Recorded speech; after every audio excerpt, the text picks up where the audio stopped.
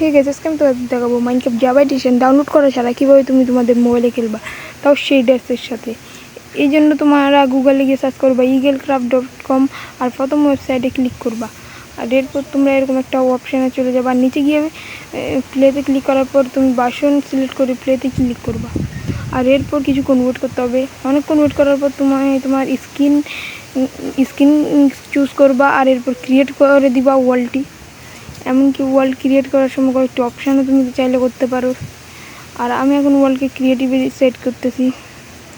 আর ওয়ার্ল্ডে আসার পর দেখতেছো এত ফালতু গ্রাফিক্স আছে। এবার দেখায় কীভাবে গ্রাফিক্সকে ঠিক করবা। এই জন্য অপশান গিয়ে ভিডিও অপশান ক্লিক করবা, সমস্ত সেটিংকে অন করে দিবা আর হাইয়ে করে দিবা। আর এরপর গেমিং এর গ্রাফিক্স নর্মাল মাইনক্রাফটের মতো হয়ে যাবে। আর এরপর শেডার্সের অপশান গিয়ে যদি তুমি শেডার্সকে অন করে দাও, তাহলে মাইনক্রাফটের গ্রাফিক্স একদম রিয়েলিস্টিক রে ট্রেসিং শেডার অন হবে। হ্যাঁ, আমার 4 GB র্যাম্পের মোবাইলে অনেক বেশি ল্যাগ করতেছে। তোমাদের মোবাইলের র্যাম কত কমেন্টে বলো।